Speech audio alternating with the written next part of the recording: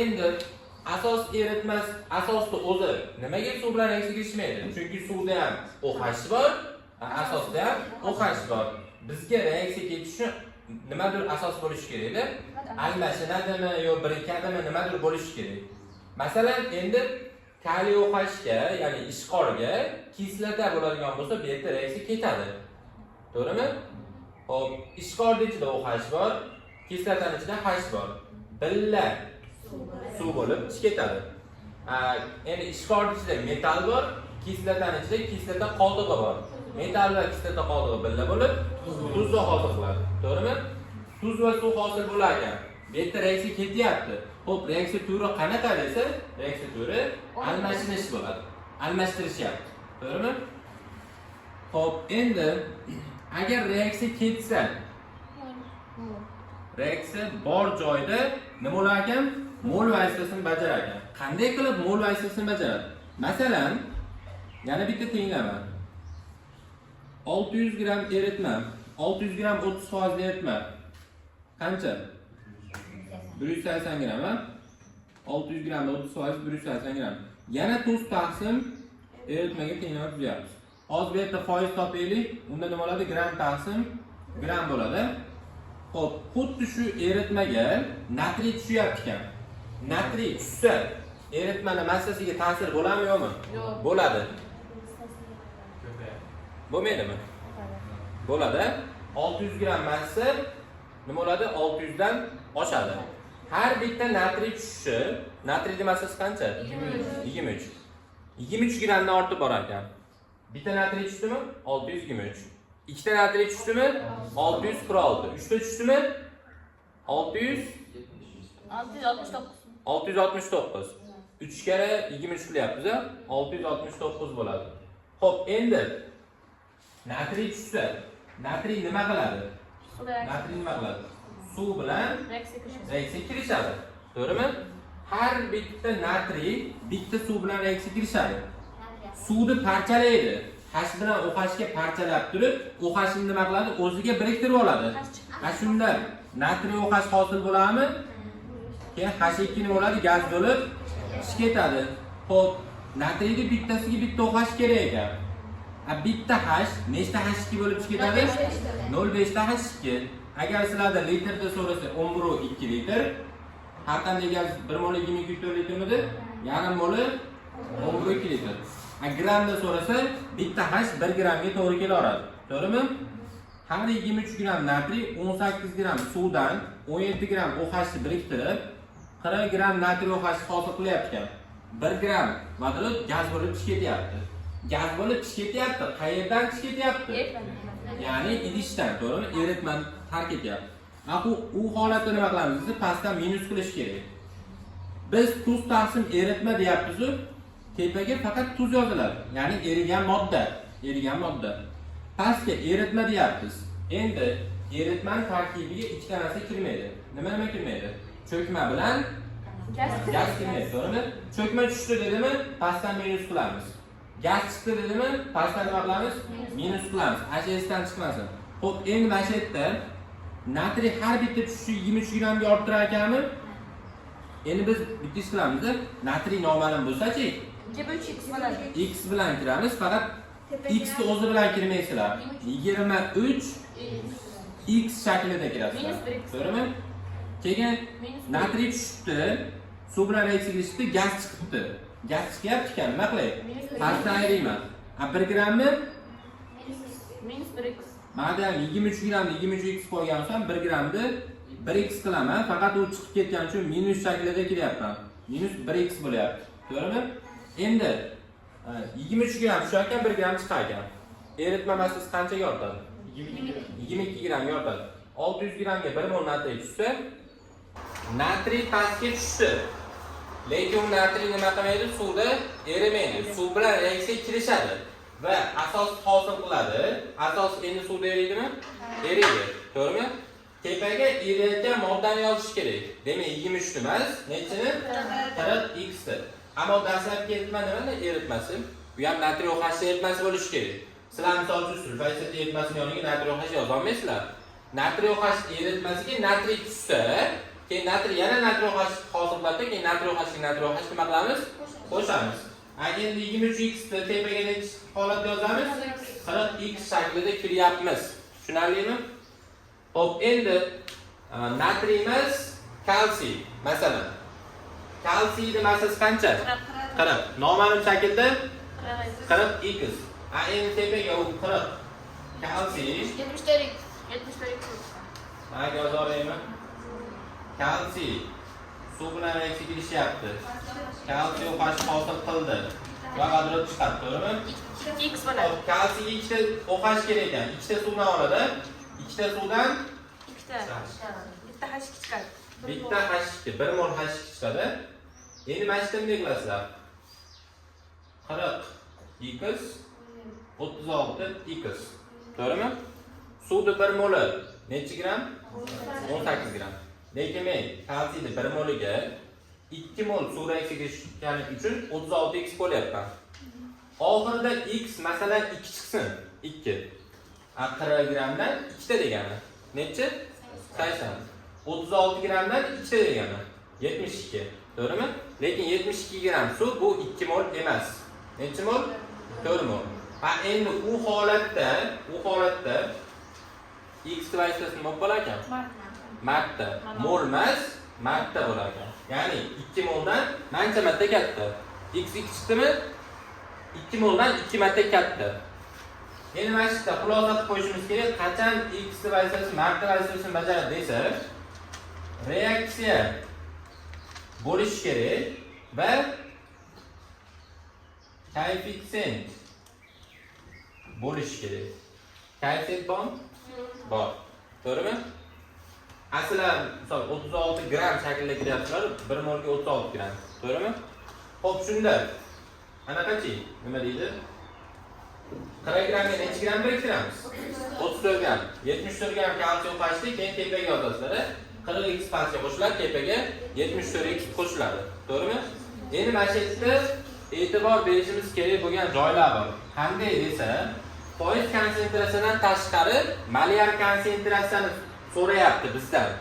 Xo'p, tepaga qanday shaklda kiramiz? Mol shaklida kiramiz. Xo'p, qo'shilgan kalsiy noma'lum ekan. Nima bo'ladi? X bilan 40x bilan x bo'ladi. Tepaga x yozamiz. To'g'rimi? Chunki biz kalsiyning molini x bilan belgilayapmiz. Pastgachi? Pastga yozamizmi? Pastga. Ha, pastga. Xo'p, endi tasavvur qilinglar. Pastga nima yozilishi kerak? Litr. Kalsiyning litri bormi? Yo'q. Mana shu holatda, mana shu muhokamali holat bo'lib qoladi, kalsiy qo'shilyapti. Pastga necha qo'shayotgan deb ana qo'yib qolasizlar-ku, o'ylanib qolasizlar-ku. Mana shu yerda bunday fikrlaylar. Kalsiy bu qanaqa modda? Qattiq modda. Uni litri yo'q. Litr kim uchun? Yo'q. Hajm. Nimani hajmi bo'ladi? Eritmani hajmi bo'ladi. Eritmani, to'g'rimi? Aslan gazni hajmi bo'ladi. U idishga sig'adi demoqchi bo'lyapsizlar. Idishli bo'ladi deyapsizlar. Endi idish kim uchun? Eritma uchun, to'g'rimi? Demak, agar litr yozish kerak bo'lsa, sizlar eritmani litrini yozasizlar. Unga kalsiy qo'shildi yoki bironta vodorod chiqdi desa, pastdan ayirib olmaysizlar litrdan. Gramdan ayirsanglar ayiraveringlar, lekin litrga tegmaylar. Qachon litrga tegamiz? Agar eritma bo'lsa. Tushunarlimi? Xo'p, endi shuning uchun ham nima qilaydi? Nima deydi? Reaksiyali holatlarda molyarni toping degan savol kamdan kam bo'ladi. Bo'lgan taqdirda ham qavishda oxirida nima qilib qo'yadi? Hajm o'zgarishi hisobga olinmasin deydi. Ya'ni kalsiyni qo'ysangiz hajmingiz kattayib qolmaydi. Misol 1 litrlik idishingizmidi? Unga bitta qattiq kalsiy bo'lachasini tashab qo'yingiz. 1 litrligicha qolaveradi idishingiz. To'g'rimi? Kengayib qolmaydi, kichirayib qolmaydi. Endi lekin mana bu holat. Dastlabki eritma 600 gram bo'lsa, u 600 gramda bizga nima kerak? Zichlik kerak. Zichlik 1/2 ekan desa, 600 gram 1/2 ga bo'lamiz, 500 millilitrga chiqadi. Litr shaklida kirmoqchilar, tenglamaga. Nima bo'ladi? 0,5 litr shaklida kirasizlar. Tushunarlimi? Sizlar bilishinglar kerak bo'lgan joy muhim joyi. Tenglama nima taqsim, nimaga tenglama tuzayotganiga e'tibor beringlar. Xo'p, nimaga taqsim? Chunki maytda har bitta konsentratsiya taqsim turibdi. To'g'rimi? Nimanidirga bo'lsangiz, mana shu kelib chiqadi deyapti. Xo'p, malyal molda kilogrammga, tuzli molini suvda kilogrammga bo'lsangiz kelib chiqadi deyapti. Isbot qiladigan bo'lsak, masalan, mana shu eritmani malyalini topmoqchiman. Shu 600 gram 30% ga eritmani malyalini topmoqchiman. 30% kim eritmaslik natriy OH kimidir? Endi bizga nima kerak? Gram kerakmi? 180 gram kerakmi? Yo'q, mol kerak. 180 ni 40 ta bo'linglarchi mol kelib chiqadi. Nechi? 4,5 mol. Bizga 600 gram eritma kerakmi? Yo'q, nima kerak? Nima kerak? Suvda kilogrammi kerak. Suvda kilogramm kerak. 600 gramdan avval 180 ni ayirib olamiz. 420 gram kilogramda 0,42. To'g'rimi? 4,5 ni 0,42 ga bo'lsangiz malyalli kelib chiqadi. 10,7 malyalli. To'g'rimi? Demak, malyal topish uchun ana molni nimaga bo'lamiz ekan? Suvda litrga. Keyin har safar muhim degan joyimni tashab ketyapsizlar. Muhim degan joyimni yaxshilab eslab qolishingiz kerak. Agar sizlar tenglamani malyal ga tushsanglar, pastga nima yoziladi? Pastga. Suv yoziladi pastga, to'g'rimi? A tepagachi? Tuz yoziladi. Faqat tuzni nimasi? Mo'li. Hop, suvdichi? Kilogramm. Biz tenglamani tuz taqsim suvga tenglama tuzamiz ekan. Ashi jami 5 ta konsentratsiyamiz bo'ladigan bo'lsa, 5 ta konsentratsiya bo'lsa, 4 tasi tuz taqsim eritma, lekin bittasi tuz taqsim suv. Xo'p, endi malyal ga tenglama tuzilsa, tuzni moli, suvni kilogrammi. Sizlar masalani o'qib, ishlamoqchi bo'lsangiz, birinchi o'rinda mashinasini tayyorlab olinglar. Nima qilyapman? Qaysi usulda ishlayapman? Qo'shildi, aralashtirildi, balobatlar deyaptimi eritmani? Demak, eritma tayyorlashga alohida masala ketyapti bu yerda. Reaksiya bormi yo'qmi? Moddasidan bilasizlar. To'g'rimi? Reaksiya ketadimi, ketmaydimi? Reaksiya ketsa mol bilan belgilayman. X mi mol bilan belgilayman. Reaksiya ketmasa gram bilan belgilayman deb xulosa qilasizlar. Ashunda muhim joylarida qaranglar. Natriy suv bilan reaksiya kirishadi. Kalsiy kirishadi. Xullas metallar reaksiya kirishadi. To'g'rimi? Kirishmaydigan bor, kirishadigan bor. Reaksiyalar o'rgandik-a. Endi metal oksidlari-chi? Suv bilan reaksiya kirishadi. Nimani hosil qiladi? Asosda. Metal massa oksid suv bilan reaksiya kirishadi? Yo'q. Metal massa oksidi kirishadi. Kislota hosil bo'ladi. SO3 + suv teng H2SO4. To'g'rimi? Kirishyapti. Reaksiya kirishyapti degan suv nima bo'lyapti degani? Suv nima bo'lyapti? Kamayapti, yo'qolyapti. To'g'rimi? Kimyoda bitta qoida bor-da. Masalan, reaksiya turibdi. Любой reaksiya, qanaqa reaksiya bo'lishidan qat'iy nazar, reaksiyadan oldingi, ya'ni reaksiyaga qatnashayotgan modda reaksiyadan keyin hosil bo'lmaydi. U na organika bo'ladimi, anorganika bo'ladimi farqi yo'q. Farqi yo'q. Suv misol uchun reaksiyaga qatnashyaptimi? Endi reaksiya mahsuloti sifatida suv hech qachon nima bo'lmaydi? Chiqmaydi. Masalan, kislota reaksiyadan oldin qatnashyaptimi? Reaksiyadan keyin ham nima bo'lmaydi? Yo'q. Hosil bo'lmaydi. H kislota nima bo'lmaydi? Hosil bo'lmaydi. To'g'rimi? Demoqchi bo'lganim, suv yo'qalarkan. Pastdan ham yo'qotishimiz kerak. Qanday shaklda yo'qotamiz? Ayirib olib. To'g'rimi? Ayirib olib. Malyaldan savol bersam ko'pchilik adashib qoladi. Nimaga? Pastdan minus qilishni esdan chiqaradi. Nimani? Suvni, to'g'rimi?